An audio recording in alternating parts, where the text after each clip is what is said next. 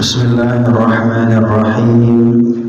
Assalamualaikum warahmatullahi wabarakatuh.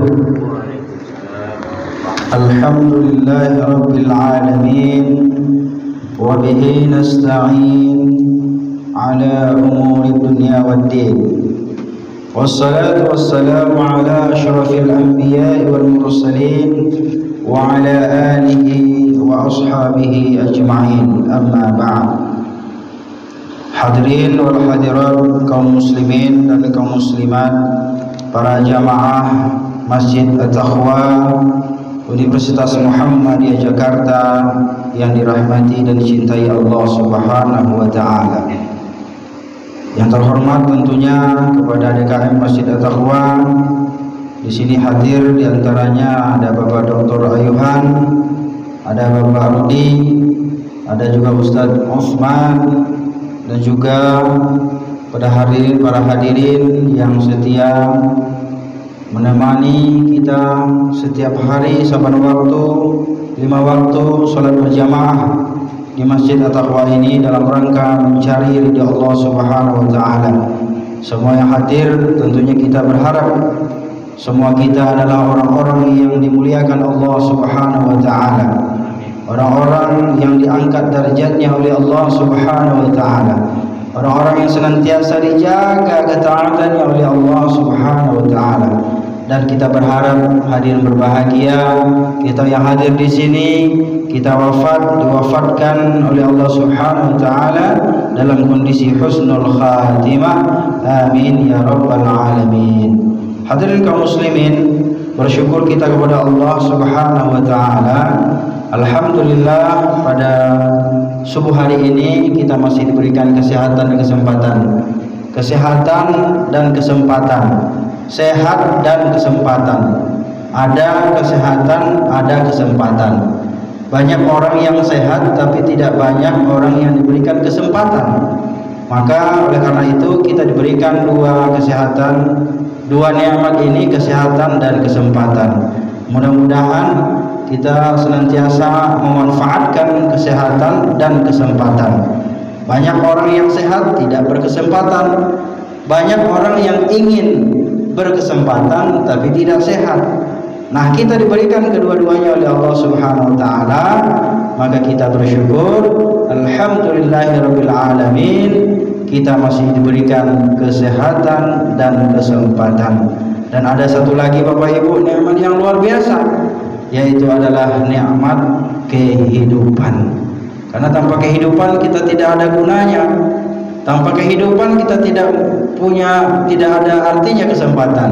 Tanpa kehidupan kita tidak ada artinya segala apa yang kita miliki, karena tidak bisa kita gunakan lagi. Nah, alhamdulillah dengan kehidupan ini kita masih bisa bernafas, masih bisa bergerak, masih bisa beribadah kepada Allah, masih bisa melangkahkan kaki, masih bisa mengayunkan tangan, masih bisa melihat, masih bisa mendengar, masih bisa merasakan. Alhamdulillahirabbil alamin, atas nikmat yang telah Allah Subhanahu wa taala anugerahkan kepada kita. Bapak Ibu hadirin berbahagia, seandainya kita disuruh oleh Allah untuk menghitung-hitung nikmatnya, pasti kita tidak akan mampu untuk menghitung nikmat Allah Subhanahu wa taala. Maka salah satu cara kita untuk mensyukuri nikmat Allah, maka kita pergunakan nikmat itu untuk beribadah kepada Allah Subhanahu wa taala. Bapak Ibu, saudara-saudaraku yang berbahagia, kajian minggu yang kedua ini kas At-Taqwa, artinya kajian Ahad subuh At-Taqwa Universitas Muhammadiyah Jakarta. Pada sesi minggu ini kita akan berbicara tentang muamalah atau fiqih muamalah.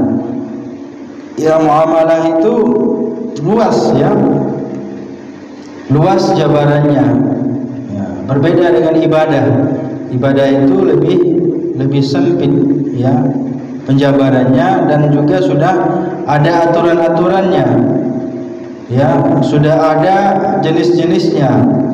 Sementara muamalah ini lebih umum. Makanya dalam sebuah kaidah dikatakan al-aslu fil muamalah al-ibahah. Ya, segala sesuatunya dalam muamalah itu boleh-boleh saja selagi tidak ada dalil yang mengharamkannya. Namun ketika kita berbicara tentang ibadah, al-aslu fil ibadah at-tauqif. Asal daripada ibadah itu dilarang, stop, sehingga datang dalil memerintahkannya. Makanya kalau kita mau sholat ada dalilnya yang sudah jelas itu dalam Al-Quran dan hadis. Kalau kita mau puasa jelas dalilnya, ada kaifiah-kaifiahnya, ada tuntunannya terperinci dalam Al-Quran perintahnya dan dalam hadis penjelasannya, kaifiahnya. Mau haji, mau umrah juga seperti itu. Nah, ini namanya ibadah dalam arti sempit ya, atau dalam arti khusus, ibadah khusus maksudnya. Sementara muamalah yang kita bahas pada hari ini adalah berkaitan tentang ibadah lebih umum.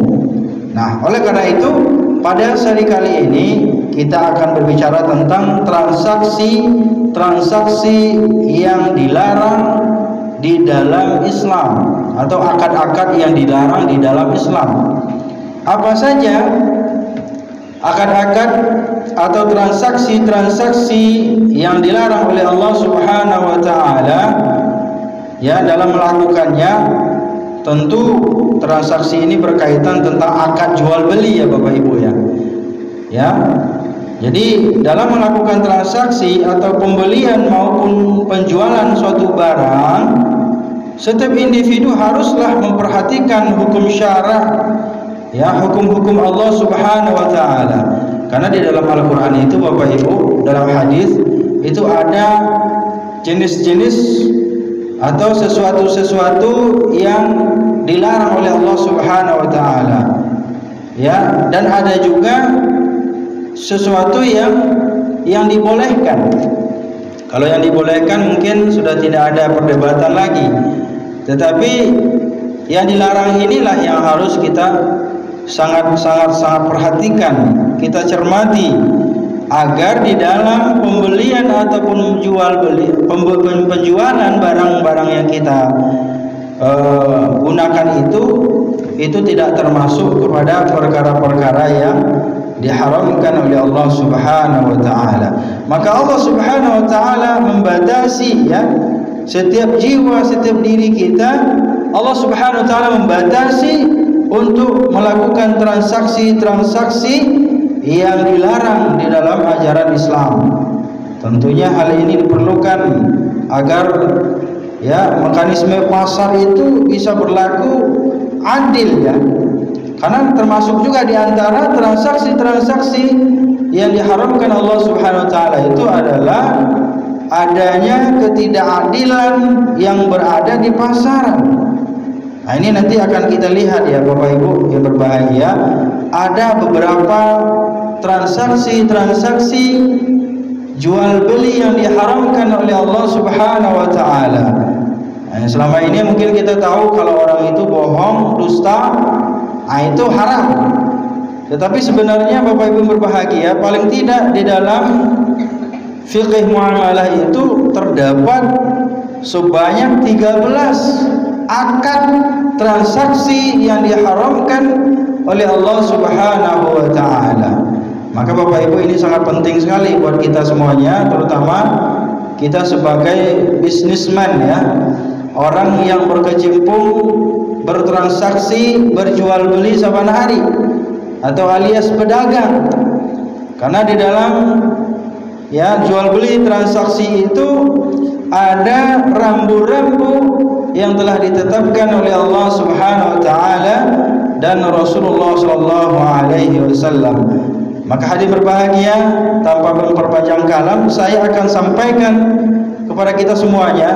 Mudah-mudahan ini ya cukup waktunya, meskipun mungkin tidak 13-nya, mungkin ada beberapa poin yang akan kita diskusikan, yang akan kita bicarakan pada kesempatan subuh hari ini, yaitu ada beberapa ya, transaksi-transaksi yang dilarang oleh Allah Subhanahu wa taala di dalam Islam. Yang pertama yaitu adalah transaksi-transaksi yang bersifat ribawi, riba. Nah, ini kan di dalam Al-Qur'an juga sudah dijelaskan oleh Allah Subhanahu wa taala bahwa Allah Subhanahu wa taala wa halallahu al-bay'a wa harrama ar-riba. Allah Subhanahu wa taala menghalalkan jual beli dan mengharamkan riba. Apakah itu riba? Ma huwa riba?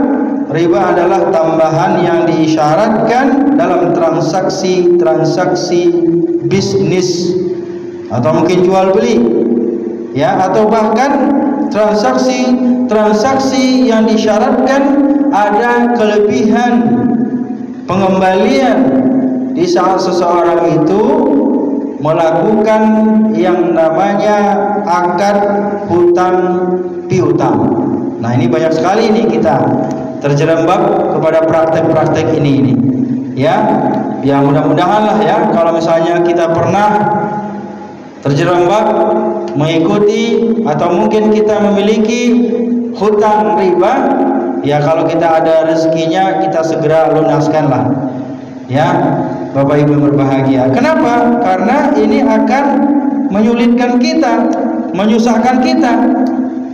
Maka akad riba itu ada yang paling populer itu biasanya kita banyak di akad-akad transaksi jual beli.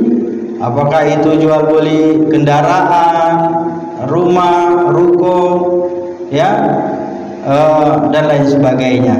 Nah, inilah Bapak Ibu yang berbahagia, ya, riba dalam hutang piutang itu, ya, seseorang yang memberikan piutang meminta kelebihan di awal, ya, dengan syarat tertentu, disyaratkan. Ini misalnya kalau misalnya kita memberikan piutang, misalnya si A ngasih piutang ke si B, misalnya 10 juta, ya, dengan misalnya perjanjian 1 tahun, tapi kamu harus bayar ke saya itu 12 juta. Nah, 2 jutanya itu yang dikatakan riba. Ada sesuatu yang disyaratkan di situ. Beda halnya misalnya ketika si A minjamkan uang ke si B, ya 10 juta tanpa ada embel-embel kelebihan di awal, ya, tidak ada syarat-syaratnya. Tiba-tiba ketika pengembalian uang, dia ngasih, ya, kelebihan. Misalnya si A ini ngasih uang ke si B untuk dipinjemin, tapi tidak ada syarat pengembaliannya itu harus dilebihkan. Tiba-tiba ketika si B ini mengembalikan ke si A, itu si B ini ngasih misalnya 11 juta. Yang 1 jutanya apa itu? Itu dinamakan hadiah atau rasa terima kasih. Ya, tapi syaratnya tidak disyaratkan di awal akad. Nah, ini menjadi penting buat kita Bapak Ibu yang berbahagia. Maka akad yang tidak disyaratkan atau sesuatu yang tidak disyaratkan dalam hutang piutang, tidak disyaratkan untuk ada kelebihan di saat pengembalian, maka itu tidak mengapa. Tetapi kalau kita disyaratkan, apalagi misalnya disyaratkan ada 10% lah, 12% lah, bahkan mungkin 20% lah, ya, ini berarti termasuk di antara praktek-praktek ribawi. Maka Bapak Ibu berbahagia, ya, kalau kita lihat itu banyak sekali ya jenis-jenis riba itu. Di zaman Rasulullah juga sudah dikatakan itu, dinyatakan. Rasulullah itu menyatakan perang terhadap riba. Ya, barang siapa yang masih menggunakan riba, yang tidak mau tobat, yang tidak mau meninggalkannya, ya, kalau kita memang semuanya pasti terjerembab lah, pasti pernah lah ya mencicipi harta riba itu. Ya, apalagi misalnya berkaitan dengan fasilitas umum. Jadi jangan katakan bahwa saya nggak pernah makan riba, saya nggak pernah ngerasain harta riba.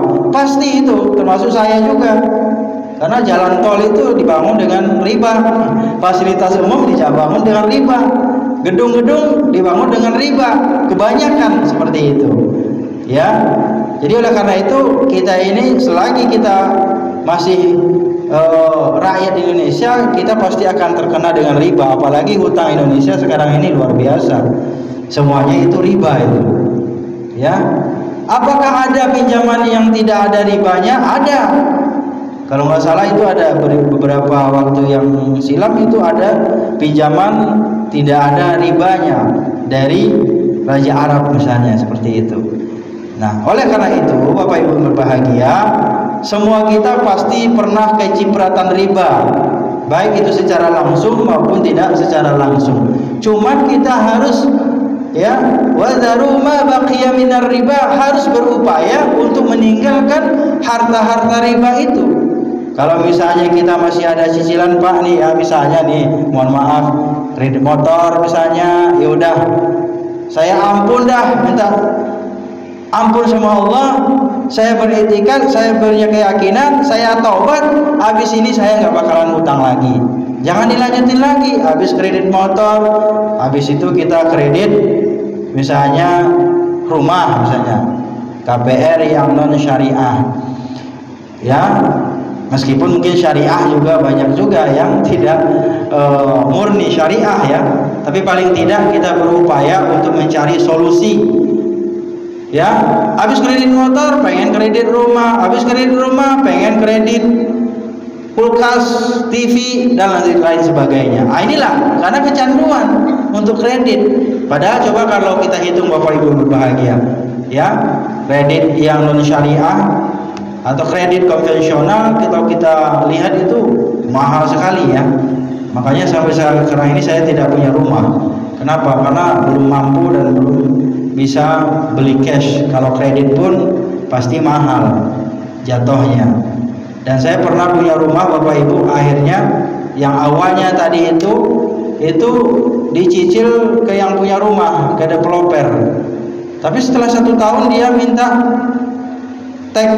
apa istilahnya itu, offer ke perbankan. Akhirnya saya tidak mau, apalagi perbankan yang direkomendasikan itu bank konvensional. Akhirnya apa yang terjadi? Akhirnya saya tinggalin itu rumah, saya kasihkan, saya serahkan, padahal saya udah nyicil itu. Bayangkan itu Bapak Ibu, 5 juta 1 bulan ketika dicicil ke developernya. Tetapi ketika saya ya ingin melanjutkan setelah 1 tahun, dia minta di transfer ya melalui bank, dikonvert ke bank, dan itu bank konvensional. Akhirnya apa Bapak Ibu yang terjadi? Ya udah, saya sepakat sama keluarga, saya tinggalkan, saya ngontrak lagi, saya tinggalkan, saya nggak mau. Selama 10 tahun, 15 tahun, bahkan 20 tahun saya terjerembab dengan utang rumah dengan ribawi. Ini pengalaman saya sendiri. Jadi ini prakteknya harus kita buktikan Bapak Ibu. Kita harus wazaru ma baqiya minar riba. Kita tinggalkan sisa-sisa riba itu. Kalau misalnya kita lagi ini, ya udah, insya Allah setelah ini saya tidak akan nambah lagi, begitu ya. Insya Allah. Karena memang Bapak Ibu, mohon maaf nih, jujur aja, kalau kita nggak ngutang, kapan kita punya gitu ya? Ya, nunggu kapan? Nggak semua orang punya kekayaan, nggak semua orang bisa bayar cash gitu ya. Bahkan mohon maaf, teman saya orang kaya, ya, itu padahal duitnya MM-an, itu beli mobil masih kredit, beli mobil Pajero terbaru, harganya lebih kurang 600 sampai 700. Tapi dia mau kredit. Kalau kredit bayangin mungkin lebih 1 M ya. Padahal duitnya ada itu. Nah, inilah orang bisnis pasti akan mikir lagi, kalau saya bayar cash nanti saya duitnya mati gitu ya, tidak bisa berkembang. Tapi kita yang sulit gitu ya, apalagi mungkin mohon maaf gitu ya, yang mungkin gaji kita pas-pasan gitu. Kapan lagi saya punya kendaraan? Kapan lagi saya punya ini dan itu? Ya, sementara ini adalah kebutuhan, misalnya rumah. Akhirnya kan teman-teman kita ada juga yang KPR, tapi kan subsidi, kasihan juga ya. Tapi nggak apa-apa, ada upaya, ada perjuangan. Mudah-mudahan setelah ini lunas dan selesai, taubat tinggalkan. Kalau perlu itu jual lagi rumahnya, beli rumah yang setara dengan itu. Nah ini Masya Allah, ini kalau kita masalah perkara riba pasti panas ini dikit. Kenapa? Karena semua kita kena. Ya, makanya saya itu nggak mau juga beli kendaraan, apalagi beli yang kenapa ya? Karena berat kan Bapak Ibu, belum mampu. Yang pertama memang belum mampu nyicilnya, yang kedua ya karena memang itu tadi. Mudah-mudahan Allah Subhanahu Wa Taala mengampuni segala dosa-dosa kita. Nah, apalagi ya kan negara kita ini semuanya naudzubillah ya. Jadi mustahil termasuk orang yang anti riba sekalipun, anti bank konvensional pun pasti dia pernah nyicipin. Itu masuk tol itu kan pakai bank konvensional itu, e-money itu, ya kan? Nah, cuman biar syariah itu Majelis Ulama Indonesia Dewan Syariah Nasional itu kalau biar dia syariah kita nabungnya pakai bank syariah. Nanti kalau mau ngisi top up-nya atau token e-money itu isilah pakai bank syariah. Mandiri Syariah dulu, kalau sekarang BSI. Bisa itu. Nah, itu caranya, solusinya. Jadi kita nabungnya pakai bank syariah. Ya mudah-mudahan lah, meskipun belum 100% mungkin dikatakan halal gitu ya semuanya gitu ya. Paling tidak itu udah ya ada labelnya. Meskipun banyak juga yang tidak setuju, tidak suka, itu kembali kepada diri kita masing-masing. Kembali lagi masalah riba. Jadi riba itu ada namanya riba qard. Qard itu dalam hutang piutang. Ini yang paling banyak. Apalagi kalau misalnya ke bangke, bank keliling gitu ya, atau lintah darat, atau apalagi namanya itu, rentenir. Nah, nauzubillah. Nih Pak Dr. Aiwan menjelaskan rentenir. Rentenir itu kan luar biasa itu. Kalau kita nggak bisa bayar, di saat itu nambah lagi bunganya, ya. Dan belum lagi nanti kalau misalnya resikonya kalau kita nunggak terus, itu agunan kita, jaminan kita itu bisa diambil, misalnya rumah, kendaraan, bisa ditarik gitu. Nah, itulah resiko dan itulah yang harus kita hadapi tatkala kita memiliki hutang riba itu memang. Ya, makanya sekarang itu Bapak Ibu solusinya sudah ada memang hutang piutang itu atau perbankan syariah itu memberikan hutang sampai 500 juta kalau nggak salah ya untuk UMKM itu tanpa agunan, tanpa ada tarikan. Apalagi kalau kita sebagai karyawan atau dosen Universitas Muhammad di Jakarta, itu ada dari Bank BSI, ada dari Bank Mega Syariah. Saya ini promosi ini, meskipun nggak dibayar nggak apa-apa. Tapi saya ingin promosi Bank Syariah, ya. Pemerintah nggak punya hutang ya? Iya, Masya Allah. Jadi itu Bapak Ibu. Jadi ini ada hutang qard. Ini baru transaksi akad yang pertama ini. Ada 12 lagi ya. Bisa zohar selesai ini. Luar biasa. Satu SKS ini saudara. Bapak Ibu, ini yang pertama. Dan yang kedua ada riba jahiliyah. Nah, riba jahiliyah ini kan orang jahiliyah itu lain ya. Kalau dulu itu gimana ya? Zolimnya itu luar biasa. Ya itu tadi riba jahiliyah yang memang sudah berlaku pada zaman jahiliyah dan itu sudah banyak juga ya terjadi di akhir-akhir zaman ini, bahkan dari dulu sampai sekarang nggak bisa hilang gitu ya. Tradisi-tradisi, gaya-gaya orang jahiliyah memperhutangkan. Ya sama kayak tadi rentenir itu kan juga termasuk daripada praktek-praktek riba jahiliyah yang berbunga-bunga gitu ya, yang adha'afa mudha'afah, yang berlipat-lipat gitu ya. Ada keterlambatan pembayaran dikenai lagi bunga, padahal itu bunga itu udah nggak sanggup dibayar, kena bunga lagi. Nah ini riba jahiliyah itu. Jadi zolim banget nih. Nah inilah Bapak Ibu yang berbahagia. Dan yang berikutnya ada riba fadl namanya. Ya, riba fadl itu seperti misalnya kalau kita jual benda atau tukar benda itu dengan benda yang lain yang tidak sama harganya. Ya, misalnya kualitas ada beras ya atau kurma dulu ya, kurma basah dengan kurma kering. Nah itu contoh Nabi itu kan nggak sama timbangannya, tapi itu terjadi pada zaman jahiliyah dan sekarang juga bisa jadi.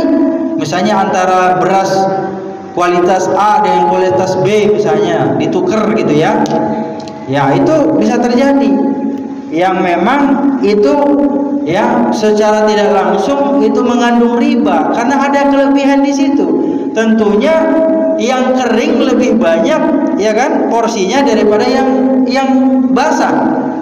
Nah, itu kalau misalnya benda atau barang-barang yang kita tukar. Ini banyak juga yang terjadi. Ya. Nah, sama juga dengan emas. Emas itu ya kita gini. Sistem jual beli emas di Sumatera Barat itu, di Padang itu dengan di Jakarta itu beda itu. Kalau di Padang, kalau di Jakarta ini mungkin emas itu dijual per gram ya. Kalau di Jakarta atau sekitarnya. Tapi kalau di Padang itu enggak, satu emas namanya. Enggak per gram. Meskipun nanti ditimbang juga. Tapi saya lupa tuh satu emas itu berapa gram. Apa 5 apa 10. Tapi intinya satu emas di Padang itu lebih mahal daripada 1 gram di Jakarta. Istilahnya satu emas beli kan satu emas seperempat, ya setengah seperempat.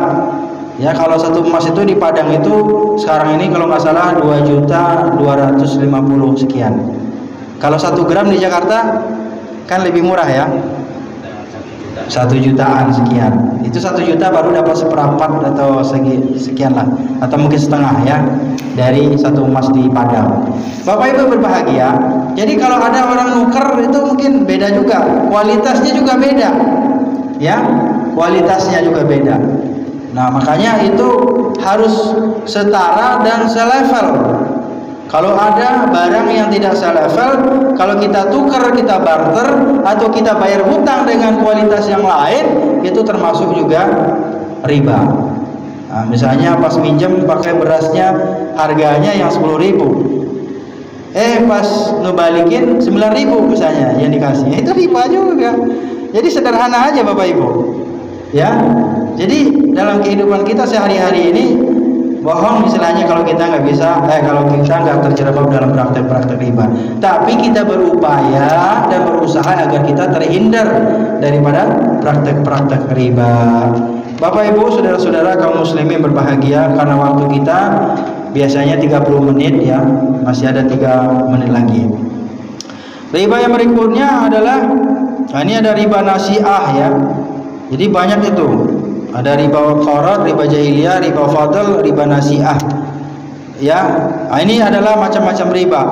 Nah, oleh karena itu ada di dalam kaidahnya kullu qardin jarra manfa'an atau jarra naf'an fahuwa riba, atau jarra manfa'atan fahuwa riba. Setiap pinjaman hutang piutang yang disyaratkan ada pengembalian kelebihan fahuwa riba, maka sesungguhnya itu adalah riba. Dalam kaidah lain dan bahkan diperkuat oleh hadis Nabi, barang siapa yang meminjamkan hutang piutang disertai dengan bunga persentase disyaratkan dari awal, maka fahuwa haramun, kata Nabi, maka sesungguhnya haram. Ini yang paling berat. Dalilnya jelas. Dalam ayat juga banyak sekali, ada dalam surah Al-Baqarah, surah An-Nisa, dan ayat-ayat yang lainnya. Maka Bapak Ibu berbahagia, berbicara tentang riba, pertama ini adalah sesuatu yang paling sangat-sangat menakutkan. Ya, menakutkan. Coba deh utang Indonesia aja berapa banyak gitu bunganya ya. Sampai-sampai semakin hari bukan makin berkurang gitu, makin membengkak, makin membesar. Saya saking besarnya saya nggak sampai hafal, nggak bisa nyebutin itu. Kalau ditulis angkanya saya nggak bisa nulisnya. Ya, intinya ya triliun-triliunan lah gitu ya, bahkan ratusan dan bahkan mungkin jutaan itu. Nah ini Bapak Ibu berbahagia. Jadi sebenarnya dalam Islam itu ada opsi-opsi ya. Pertama memang kalau kita tidak mampu ya untuk membeli sesuatu yang kita inginkan, pertama solusinya kita boleh minjem, kemudian kita bayar cash. Apakah itu minjam ke saudara, ke tetangga? Tetangga sulit juga misalnya ya. Atau paling tidak kita minjem, ini solusi ya, solusi Bapak Ibu, kita minjam ke bank syariah cash, kemudian kita cicil ya ke bank syariahnya, kita bayar lunas barang yang akan kita beli itu. Dan ini yang pernah saya lakukan. Mobil saya begitu, Pak, ke bank syariah Indonesia. Ya, ini saya to the point aja biar contohnya konkret. Saya terlepaslah kontroversial orang setuju syariah atau tidak ya, tapi yang jelas ini upaya yang kita lakukan. Kalau syariah itu sudah jelas halal, tidak ada konsep bunga, ya udah, insya Allah itu halal. Ya, kalau ada embel-embel ini dan itunya, dan ada sesuatu yang tidak sesuai, itu ya kembali lagi kepada orang-orang yang bekerja di sana, bukan urusan kita. Tapi paling tidak solusinya ulama memberikan solusi option. Yang pertama, kita pinjam, ya, pinjam, apakah itu buat beli rumah kita pinjam atau beli mobil dipinjam dan kemudian dicicil, dipotong gaji kita. Ya, memang tidak ada bunga di situ. Dan yang paling menariknya adalah di situ dijelaskan dalam akadnya kita, ya, setelah kita meminjam dan kemudian kita tidak akan ditarik. Kenapa nggak ditarik? Karena memang nggak ada yang diagunkan. Apa yang mau ditarik? BPKB sama kita, ya kan? Kemudian juga surat-surat yang lain juga nggak ada yang diserahkan ke bank. Jadi nggak ada sistem penarikan di situ. Dan yang uniknya adalah kalau kita meninggal dunia, maka hutang kita dianggap lunas. Ini luar biasa ini. Itu hebatnya. Itu salah satu praktek-praktek di antara akad-akad yang dibolehkan, yang berlaku di antara bank-bank syariah. Jadi enak Bapak Ibu. Bahkan meminjam itu mulai dari 5 juta sampai 500 juta untuk ukuran UMKM, menengah ke bawah lagi seperti itu, ya. Nah, Bapak Ibu berbahagia. Jadi ini solusinya. Jadi mobil itu kita beli cash. Kalau bisa ya nggak usah mobil baru lah gitu ya, misalnya. Kalau misalnya mobilnya itu mahal, yang second aja. Kayak saya tuh second. Ya, meskipun dari dulu pengen mobil baru gitu ya, nggak apa-apa lah, yang penting punya mobil. Second juga nggak apa-apa, murah juga nggak apa-apa. Ya, jadi mobil saya itu kalau pengalaman itu mulai dari harganya dulu beli mobil itu seharga motor. Saya barter pakai motor, ya, Yamaha MX harga 5 juta. Ngidupinnya didorong. Saking pengennya punya mobil, karena ya nggak berani ngutang. Tapi alhamdulillah ya sekarang ya berangsur sampai mungkin 30 kali ganti mobil. Sekarang alhamdulillah udah mendingan lah, ya, meskipun mobil second tapi sudah layak lah, nggak perlu didorong. Dan alhamdulillah udah pakai AC dan pakai wiper. Dulu tuh nggak pakai wiper, kalau hujan itu terpaksa dilap. Itu penderitaan itu ketika saya pergi ceramah, ya, ke Fatal Senayan sana, itu hujan lebat, pakai mobil, hidupinnya didorong. Kalau mau saya balik itu saya dibantuin sama jamaah. Inilah penderitaannya ketika awal-awal punya kendaraan. Padahal saya berani, padahal saya mampu. Kalau misalnya mau kredit, bisa saya. Nah, inilah Bapak Ibu yang berbahagia. Jadi artinya kita berupaya dan berusaha untuk meninggalkan. Apakah kita pernah melakukan? Pernah semua. Ya, pasti kita pernah, ya, dan juga tentunya kita, ya, meskipun tidak secara langsung, mungkin kita pernah kecipratan, ya, dari praktek-praktek riba itu. Jadi nggak ada orang yang benar-benar terlepas daripada itu. Kenapa hadir berbahagia? Karena bank syariah itu kan tahun 90 sekianan datangnya, yang sebelum itu konvensional semua. Berarti kan ya dari nenek-nenek moyang kita kan pernah gitu melakukan gitu ya. Ya, dan bahkan mungkin dari orang tua dan bahkan kita sendiri saat ini. Mudah-mudahan Allah Subhanahu wa taala memberikan kita kelapangan rezeki sehingga kita bisa melunasi semua hutang-hutang yang berkaitan dengan riba.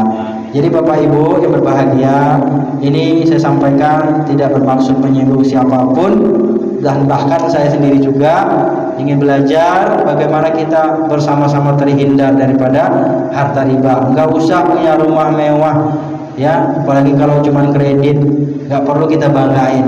Enggak usah punya mobil mewah, kalau cuma kredit enggak perlu kita banggain. Enggak usah punya peralatan-peralatan branded-branditan kalau hanya kredit. Semuanya itu hanyalah sementara, dan ingat kita selalu mengalir dosanya, ya, dengan kredit-kredit kita yang tidak ada guna dan manfaatnya, kecuali memang ada urgen untuk biaya pendidikan lah, ya kan, biaya rumah sakit, anak dirawat, suami istri dirawat dan semacamnya. Nah, ini mungkin ada urgen-urgennya, dan ini darurat, mungkin Allah Subhanahu wa taala akan mengampunkan kesalahan-kesalahan kita. Bapak Ibu yang berbahagia, ini saja barangkali pada kesempatan dan subuh hari ini baru satu transaksi yang kita bahas yang dilarang oleh Allah Subhanahu wa taala dalam Al-Qur'an. Jadi ini harus disampaikan Bapak Ibu berbahagia, karena saya sebagai dosen ekonomi Islam. Mudah-mudahan ada manfaatnya buat kita semuanya. Mudah-mudahan Allah Subhanahu wa taala melindungi kita, keluarga kita, anak-anak keturunan kita daripada praktek-praktek ribawi. Demikian saja. Terima kasih. Mohon maaf jika ada kesalahan, dan terima kasih atas perhatian. Nasrul minallahi wa fathun qarib wa basyiril mu'minin. Wassalamualaikum warahmatullahi wabarakatuh.